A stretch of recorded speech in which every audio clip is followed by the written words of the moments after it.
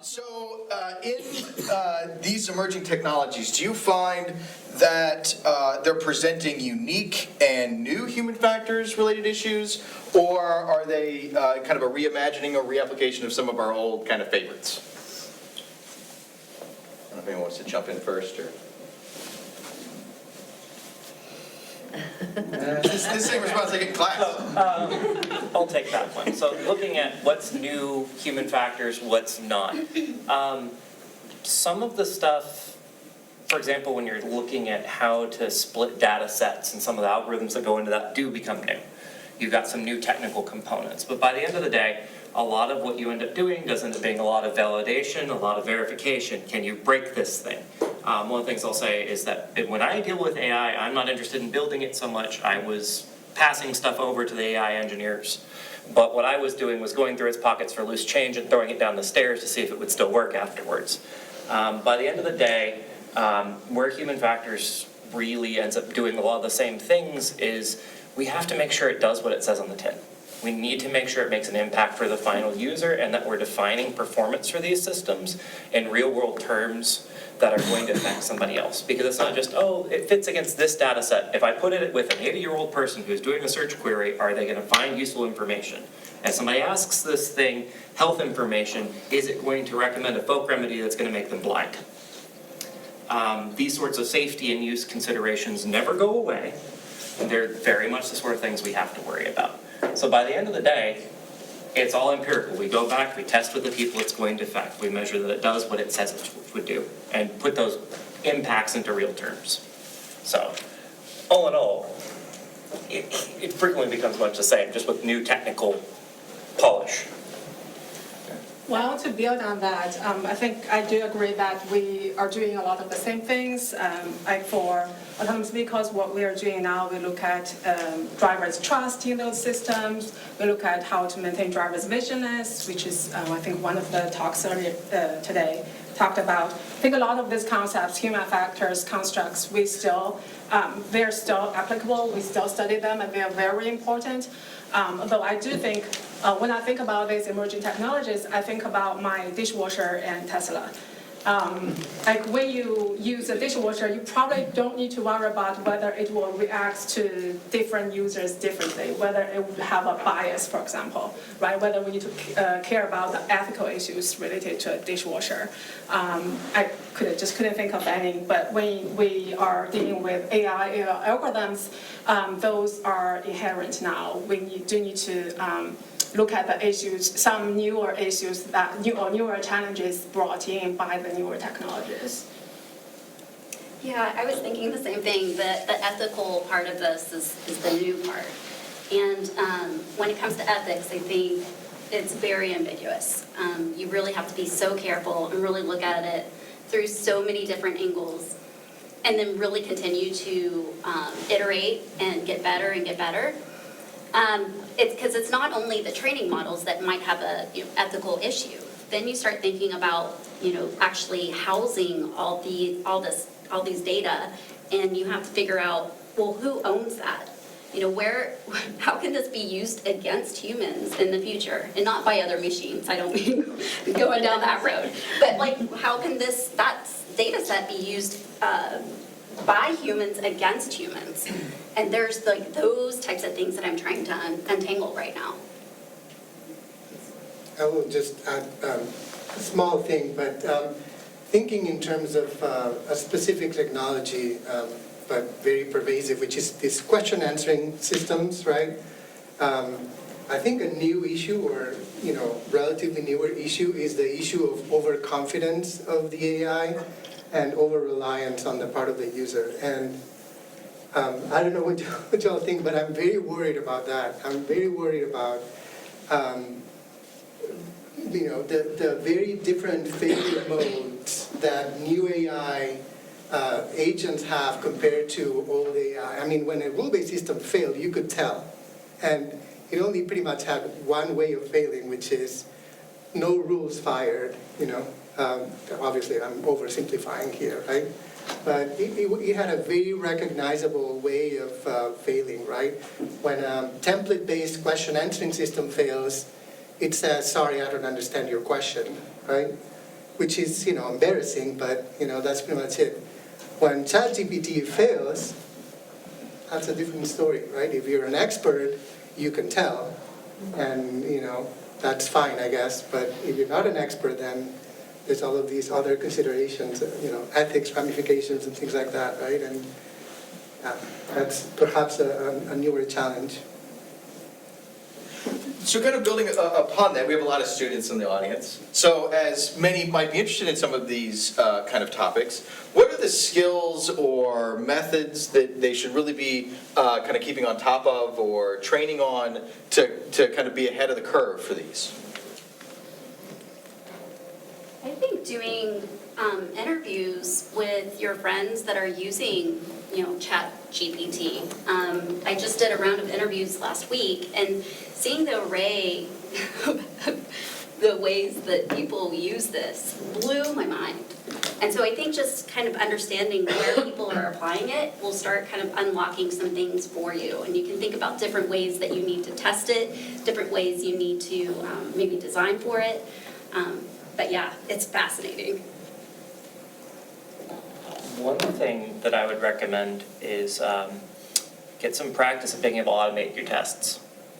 Because you can sit down and ask this thing 5 questions, right? From the time you're typing, it's going to take you time to put that in. But if you can figure out a way to structure those tests where you're running 100,000 tests, the thing that's really a big difference also with the rule-based systems versus these current models is that these models are so complex that people building them can't tell everything that's inside of them. We have people who are looking at going, oh, this thing must be intelligent. I know well enough because I was smart enough to design it. You can build things now where the skill set to build it versus the skill set to evaluate are 2 different things. You can be an expert at making these things and still believe your own propaganda pretty easily. It fools people. And so part of the problem is that these things are really, really in-depth and complex. You can't go all the way down into it and view everything. So how do you design large amounts of tests from multiple angles to try and find places where it doesn't work? Because if you're going to do that manually, step by step, and going through, you're never going to get enough tests. So sometimes learning how to direct the AIs against themselves to test adversarially, to try new different ways of doing it in volume, so you can figure out what's going to break. Really important in the longer run. May I ask the audience a question since we're answering this question for the students? Sure. I'm just curious, how many of you are from a psychology department? Thank you. And how many of you are from an engineering department? Very good. Thank you all. So I asked this question because I think put my professor hat on here. So one thing to be able to solve this or to contribute to this emerging technology is to really equip yourself with these interdisciplinary thinking perspectives. So we can see that we're all here from these different perspectives, and we are here for this conference. We all contribute to the problems, right? I think one thing very important is we understand each other's language, and then we can work together we not only collaborate with AI, we also collaborate with ourselves, right? So I think that's very important. I'm sorry. There's one thing I'd also add on that's really important. Just because you start in psychology doesn't mean you don't end up in engineering. Just because you start in engineering doesn't mean you don't end up in psychology. Some of the most important mathematicians have been sociologists. Okay, so just because you get one start on your education or one set of tools doesn't mean you can't branch out and learn something and get better at it. So with that interdisciplinary lens, understand the difference between your engineers and your psychologists is sometimes paper thin. Don't put yourself in that box. Be willing to take on whatever skills you need to solve the problem that's in front of you. Thank you. So keeping with the audience participation, I wanted to get through some of the questions they submitted, and I couldn't pass up a standards question. So in industry, how do emerging technologies fit within standards set in place, such as mil-spec, NASA manned machine systems? Should standards accommodate these emerging technologies? Maybe I'll even go a step further and say, are we falling farther behind in some of these standards? Standards don't always exist. What I did was regulatory influence for driver distraction fatigue monitoring. what standard am I going to compare against for that? Doesn't exist. So I go out to a regulator who's testing 15 different vehicles. These are all very competing technologies. They're all different formats. How do I make sure that we're comparing all these things on a fair standard? That was my job. Make sure that we're developing validation for that. So the thing that's worth noting too is that the ethics, the consideration, when you're in an emerging technology field, realize that very frequently you're going to walk into uncharted territory where you are the ethics person and you're going to have to lay down the rules and the tests and the standards, and you need to make sure that you're being very careful. Because when human factors folks don't do their job right, other people get hurt. So that was a lot of it, was just trying to prove that the rules we were writing were in the interest of the public in a way that regulators would believe consistently, and that we could answer those questions well. That's actually how I'm spending next quarter, is my project's gonna be an AI ethics project, where I'm trying to just figure what exists, and what are our competitors doing, you know, what is usable, what applies. But it seems like it's the wild, wild west out there. I don't know what I'm gonna find, but I know it's not gonna be good.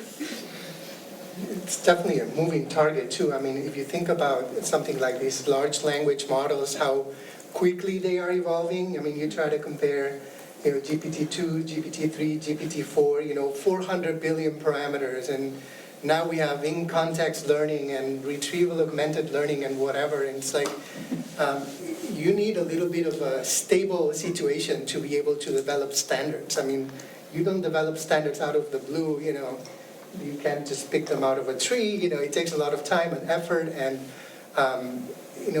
I think we need to realize that we're at a very dynamic time with some of these technologies, and it's going to take some time to get those standards and guidelines out and, solid. There's also an implication of what she said that I wanted to point out, and that is that right now, who's familiar with the AI, with the hype cycle? Okay, hype cycle is really important in new technology. Let's talk about automated driving. Went all the way up to here, right? Was dumping billions of dollars in automated driving. How many of those companies are still around? How many of those projects got canceled? Who got in there? There's still people making money in that space, but they came out of that trough.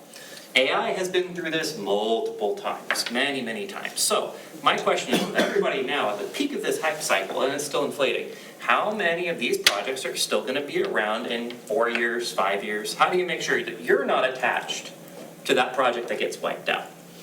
And from what I've seen, one of the major limitations on who survives and who doesn't is who has a good grasp of the ethics, who understands what the consequences are going to be. When you look ahead and say, okay, when people get sick of this, who's going to be the first one on the chopping block for causing damage, breaking things and breaking people instead of, moving the system forward? So these sorts of things are extremely important to trying to make sure that we're building applicable systems, that we're doing it responsibly. But there are consequences from the public for screwing this up, as there should be. Bring some clippy flashbacks. Do you want to craft an ethical framework? So great questions again. Thank you. I'm going to try to amalgamate some of them. Some were interested in maybe helping understand who are the new collaborators. Right, we as human factors are somewhat used to working with engineers, psychologists, kind of computer scientists. Are there new players, right, that we should be trying to reach out to and work with as we get into more of these emerging techs?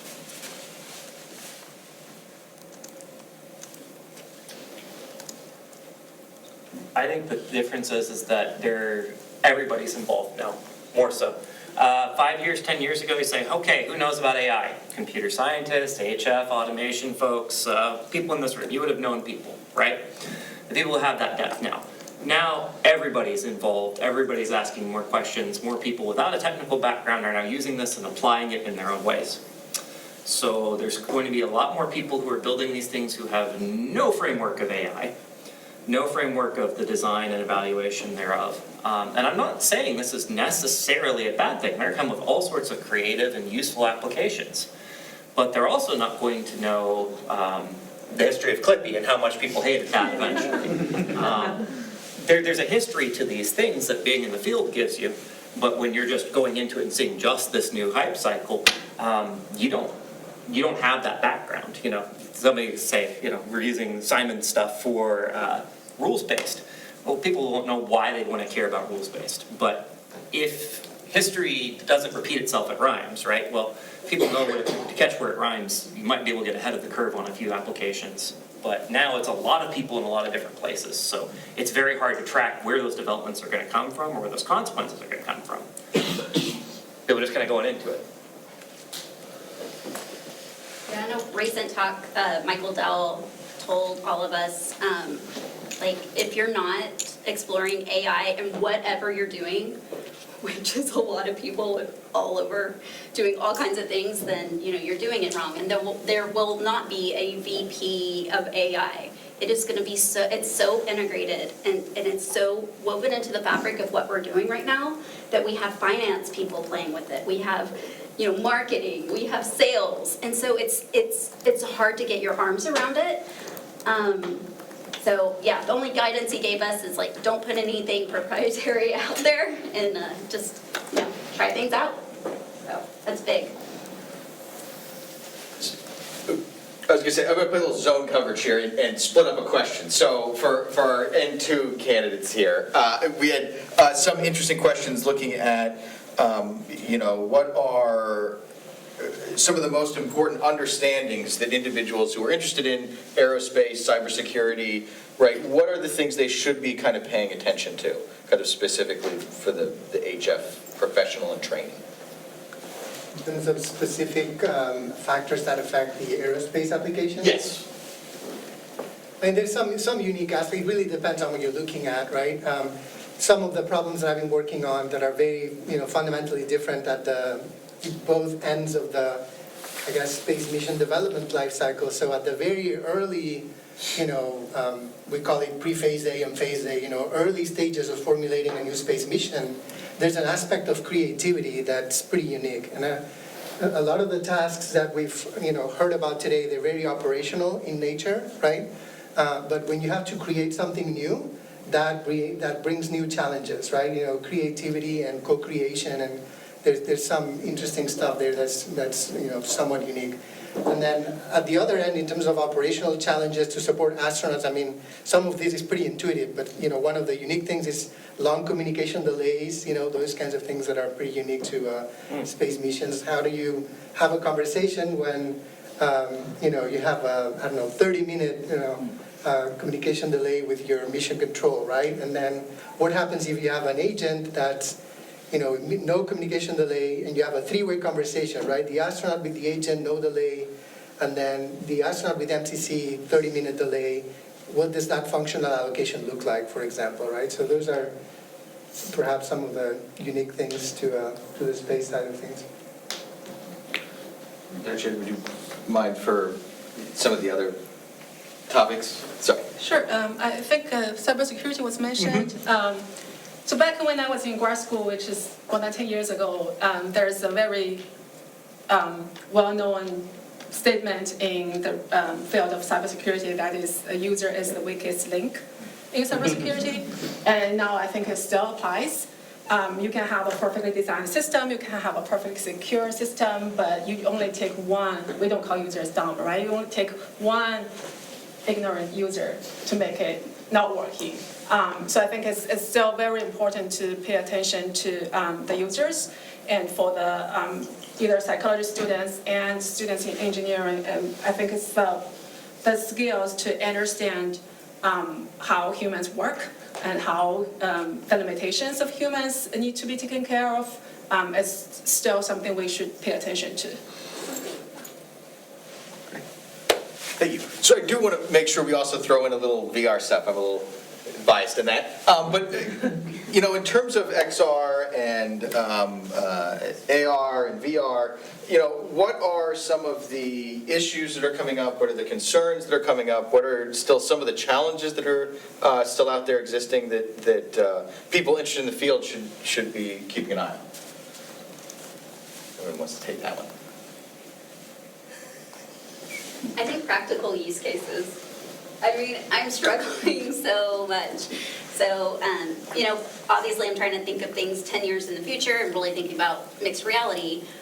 But, okay, for applications that don't even exist. So, how do you tease out, when it is appropriate to use something that's going to be immersive, and when it is just annoying, and when is it gimmicky, and when is it useful, and that kind of stuff. I'm trying to sort out right now.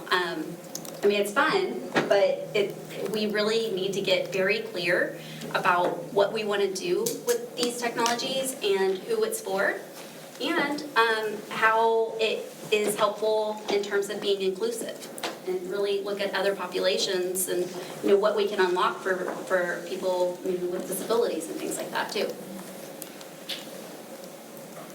Awesome. Thank you. Oh, sorry. One of the things that's worth thinking about there too is comparison with AI in its current state and VR. And the thing to keep in mind is that AI, everybody's in the pool, everybody can start messing with it, right? VR, we have a lot of companies dumping in right now with these big environments that they have no idea where their community is coming from. If you want to get in and dive in, boy, it helps to be in an executive function at this point.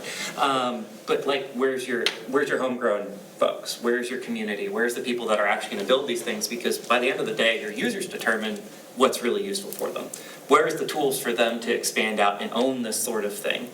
I think that's one of the concerns is we're thinking about, at least in the VR space, is who owns it, who's creating content. The internet's working well when people are making cat jokes. Did we build it for cat jokes? No, but it should have them, because otherwise people aren't using it. They don't care.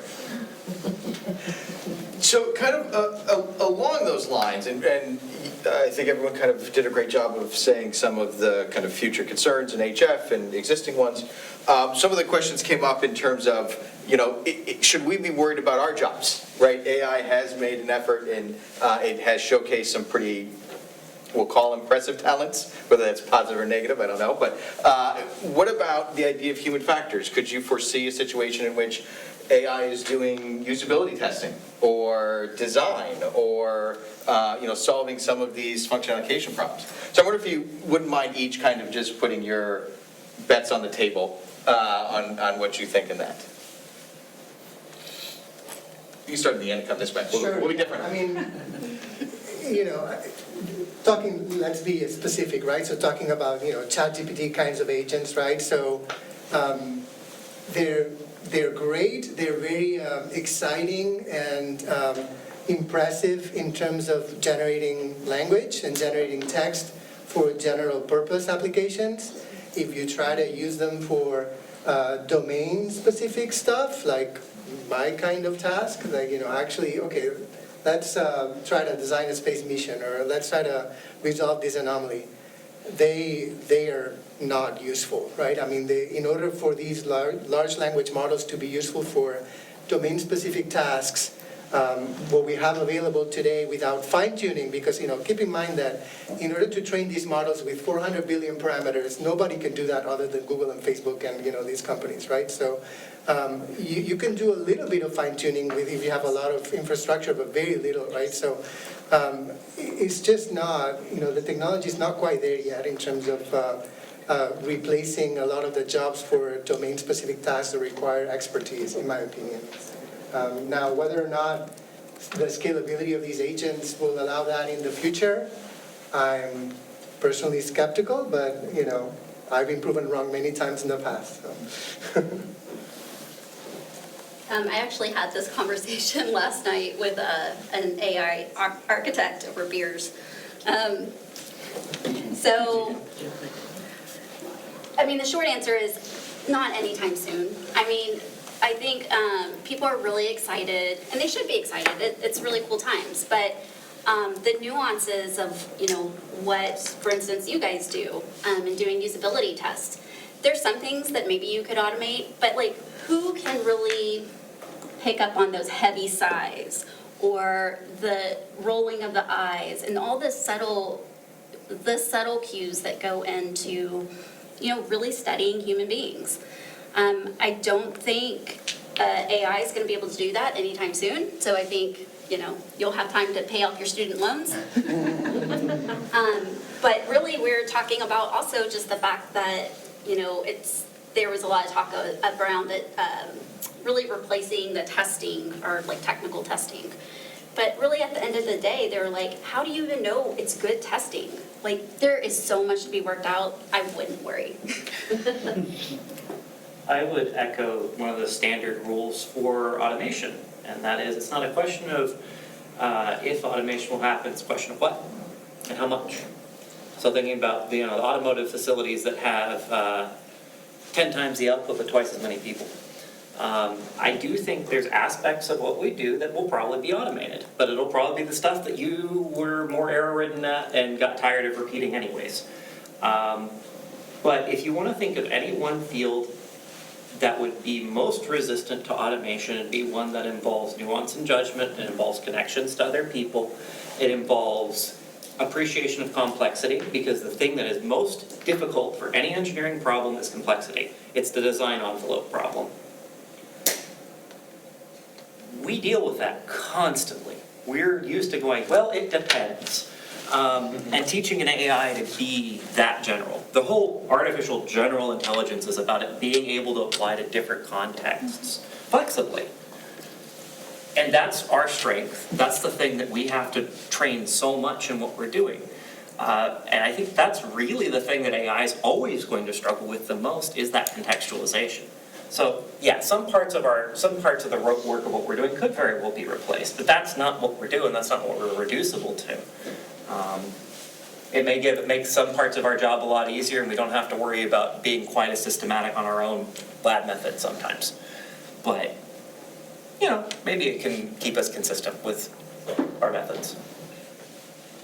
Yeah, I totally agree with what's being said. I think some aspect may be automated, may be replaced by AI. I don't think we humans will be replaced by AI anytime soon. I think the term human-AI collaboration exists is because we can leverage or complement each other's strengths and weaknesses.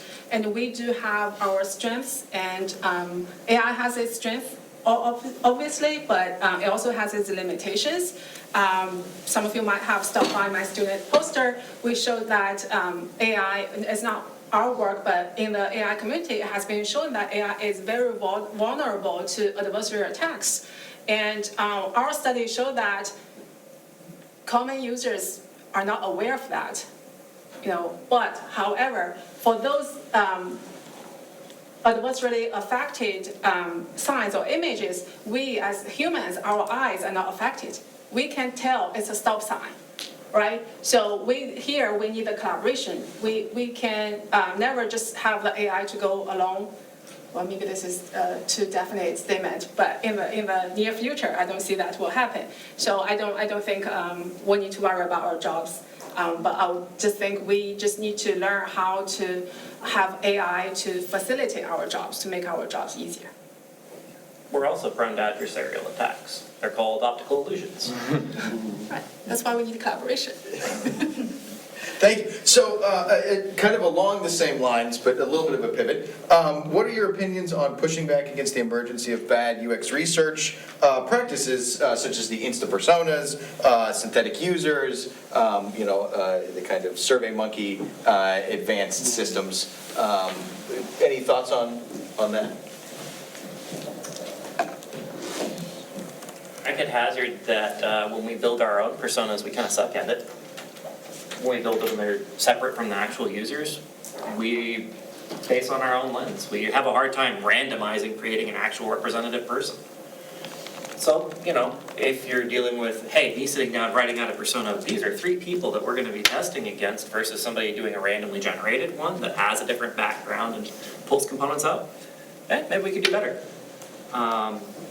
But that's not going to replace actual people, but just make us a little bit better at digging into context and considering combinations that we wouldn't normally put down. But hey, once you start asking if you're dealing with being a first-time breastfeeding mother, but you're also dealing with a wheelchair and visual limitations, how does that compound in interesting ways? We'll still have to dig into it, but it starts being able to ask good questions of us. But no, it's not going to replace the actual people. Thank you. So, in another kind of pivot, a little bit, maybe we go down the line, and there's always a lot of challenges in understanding what gets classified as AI these days, right? We have kind of advanced computing systems and then AI, right? Where's the line? So if everyone could just go, we'll start from this end and go that way this time. What's your personal definition? Where is that line? Okay, before giving my personal definition, I did ask ChatGPT earlier this week. So this is the definition of AI. So it's like ask AI to introduce themselves, right? So it says AI refers to the development of computer systems that can perform tasks that would typically require human intelligence, such as visual perception, speech recognition, decision making, and language translation. I think this fits with my understanding. There are definitions of weak AI versus strong AI and like the more general AI, but to me, I'm more leaning towards the general AI concept, especially at this stage of development. I think for the AI, what we want to do is we want them to be able to generalize to different contexts, different tasks, although that's, I don't think that's what everyone agrees. Springboarding off of her, AI is what AI does, right? The whole goal is to how do we build things that reflect what people do. It's not really as important about the method. So one of the things I'd point out is you can actually make the argument in many cases for these large language models. They're just networks of regressions, fed into each other, fed back, compounded, but it's still just math. What's the difference between that system and an effective rule-based system in the right context? Almost nothing. It's still just an algorithm. So I think the thing that's really important is that people use AI to like slap a label on it, but what are you defining AI for? Why is it important to determine if something's artificial intelligence or not? Because when somebody says, that's not AI, that's just machine learning. I've never understood the difference between machine learning and AI. One drives the other. So by the point of the day, AI is what AI does. If somebody's wanting to really nitpick the details about AI, I think it's more important to ask, why is that definition important? What are you trying to use it for? Why do you need to say that it's not AI? Well, it's trying to replace a human capacity to do something. Works for me. Yeah, it's funny. I always hear pretty much most of the time people just say AI, ML now. It's just just group it together because I think people can't really discern. Anyways, I'm going to answer this question from a user perspective because I literally just asked this question. Everyone seems to define it slightly in a different way, and it really seems to depend on their experience and what they've had access to. I had a participant last week say, "Oh, well, Siri and Cortana and my Alexa," and then got into ChatGPT, which I feel like, okay, yeah, but we're talking about like apples and oranges, but maybe we're not. So I think it's still evolving. I think it doesn't even matter at this point. I just group it all together. It's just variations. It's all on a spectrum of how intelligent it is or how robust it is. But yeah, I don't think it's all that important to define it even at this point. I fully agree. I think the answer is it doesn't matter. I think my definition of AI is whatever is taught in an introductory AI course. So whatever is in Russell and Norvig, in the table of contents, that's what AI is. It's a moving target. It seems like it's one of those things that AI is whatever subset of AI people don't really understand how it works, right? It's like rule-based systems were AI, but now people understand more or less how that works. There's not really a sense of emergent behavior too much, so that's not AI. Machine learning, linear regression, that's not AI, right? That's too simple to be AI. Everybody understands decision trees, right? Random forests, if you put enough decision trees together, there's some sense of emergence behavior, right? So maybe it's AI, right?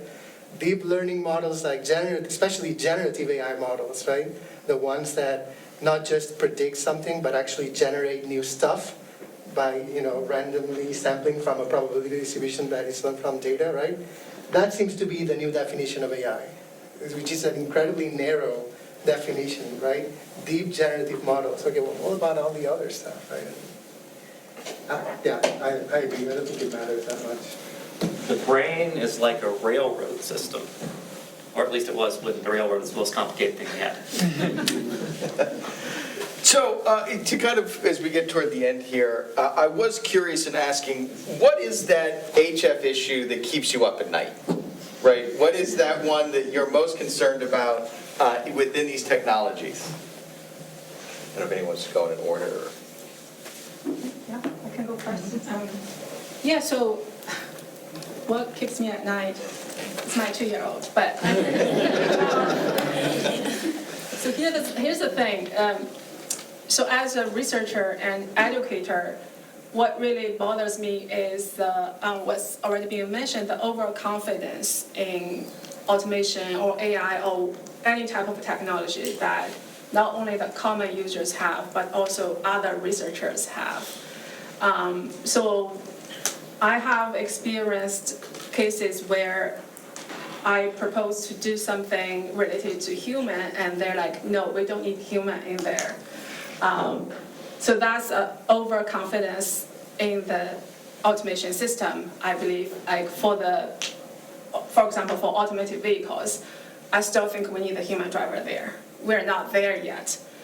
It's a great picture to have everything automated, to have the infrastructure ready, but we're not there yet. I had a car accident. I was rear-ended by a car that's 20 years old. Okay, think about that. 20 years from now, you will still have the cars we have nowadays on the road. So how long do we need to wait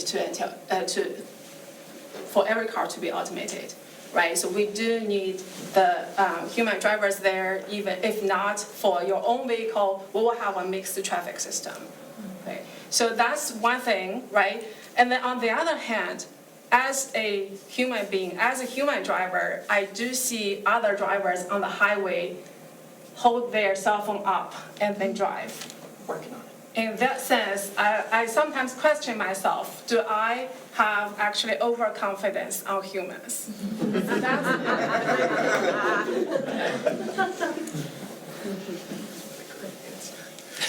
What keeps me up at night is who defines the problem at this point. And I'll give you an example. Hyperloop. We had somebody who decided the problem in LA traffic was getting from A to B as fast as possible. This is determined on the idea that they were the one person who mattered. The problem with transportation is you're not getting from A to B, you're getting A to 3,000 subsections, and you've got to get through all the bottlenecks. It's hard to route these sorts of things. It's a difficult problem. And what I'm seeing right now is a consideration that we have a lot of power concentrated to define which problems we're going to solve and which ones we're not going to solve. And we don't care about the people whose problems aren't concentrated where they can make a decision. We're removing people's ability to have direct say in what happens to them. And part of that comes with it is that the people that are making decisions over where these priorities go are also fallible. They're not necessarily the best person to determine how reliable this AI is. They can be lied to. They can believe this thing is near sentient. And then they're the person who's going to determine where that money's applied and how that's going to get used and how we're going to sort out our students or how we're going to determine who's going to get sentenced when they go to court. And it's because the people making the decisions over how we use this technology can't make that call on their own. But we've dumped a lot of control into their hands over where they get to prioritize where we're spending our resources. But by the end of the day, do they care enough about what are the actual problems people are going to be dealing with? And I'm worried that we have things like food insecurity, we have health issues, we have all these things, but that's not what we're going to be able to do. I know all of you guys, a number of people here who would help solve maternal mortality rates, or water security, or all these other issues. How many of you are going to get a job to be able to do so? I know you'd be willing to do it, but we'll pay you to do it. That's what keeps me up at night. Are we prioritizing our efforts to what's going to help people the most, or are we doing whatever's most shiny for what we can sell to somebody in an executive seat? Thank you.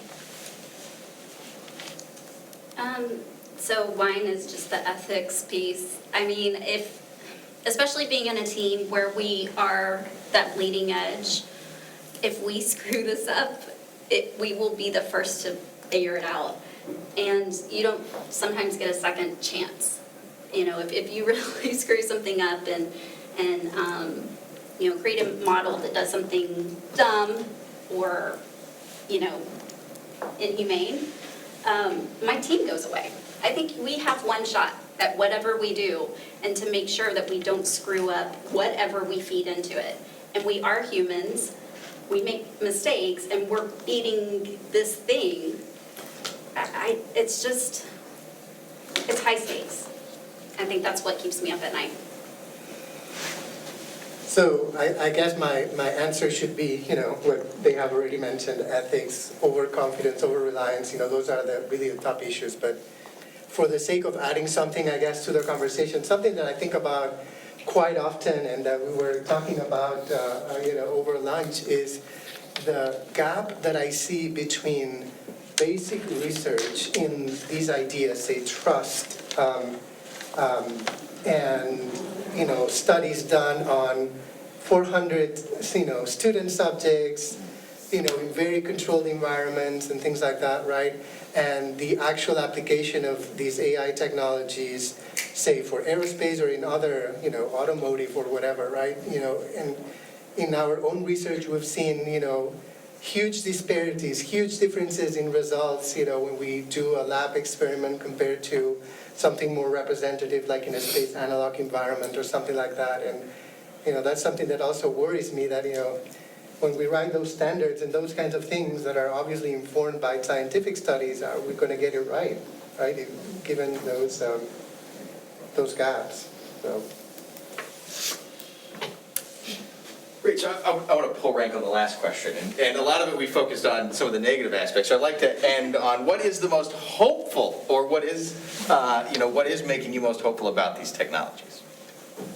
We can go reverse order. You want to go again? You can just keep rolling. Yeah, no, for everything negative that I have said and others have said about AI, it's really impressive, the incredible leap in performance that we've seen in specific tasks, granted, right? But in specific tasks of AI systems, it's truly impressive, right? And, one really starts to wonder if there is a certain number of trillions or whatever of parameters and petabytes of data that really can get us closer to what we need. And of course, we need a little bit of more democratization, I guess, of the computing infrastructure, so that it's not only the Facebooks and the Googles who can train these models, right? But maybe there is hope. Maybe the knowledge representation hypothesis is actually wrong, and maybe it's all about data. We just need a lot of it. I don't know. So I do think that the trajectory has been really impressive, and I really look forward to seeing what's next. So what I'm really excited about is the fact that we're able to automate some of the things that all of us do in our daily lives that just become a time suck. What does that mean for the time that we get back? What kind of meaningful work can we start doing if we're not doing things that are really low value? And I think about this even in terms of IT. So, for instance, if I can start automating some pieces that, my IT admins do, that opens up all this time that they can do creative, amazing things that actually give them a competitive advantage to, within the market. And on top of that, they'll like their jobs. Because if you're doing meaningful work, you're just more invested and you have ownership of what you're really working on. I think this next generation is not going to put up with having a job that they don't love. And so I think the timing is right, because I think we can automate a lot of the stuff that nobody wants to do and hopefully allow the brilliant people that are coming up, this new generation, to do really beautiful things that really we just haven't had the time to do. So that's why I'm really excited. I think the thing I'm most optimistic about is the attitudes towards computing, the attitudes towards how we're interacting with the data that happens to us, the way we're interacting with each other. Over the last 15 years, the web's become 5 websites that all have screenshots of each other, right? We're starting to see that rot. People aren't investing in their central experiences anymore. They're looking at locking people in, and that's how they're going to make their money. And people are getting tired of it. And I'm seeing a lot more emphasis and a lot more collaboration and spreading out, creating more democratized computing, a lot more involvement in those problems, and not treating technology as just something to be consumed, but something to be applied and developed and iterated on. And I think that if we're going to see anything really useful out of it, I'm interested in seeing what happens after this AI trough. Once we shake out a lot of that investment in everything, what's it going to be good for, and then who's going to be playing with it? Because right now the systems are poking us. What's going to be really interesting when people start poking back. And I'm really curious to see what happens when people who don't have to ask for permission to apply these things start doing things in their own way. Because it's going to get really interesting and really creative and very, very, very intriguing. So. What I'm most excited about is for our field of human factors, indeed. However the technologies go, we can use our cumulative knowledge of the field to help make the technologies better. And however that goes, humans are the users. And when there are humans involved, we have a job. Yes. I'm most hopeful for coffee, which is where we're headed next, but I would like to please give a round of applause to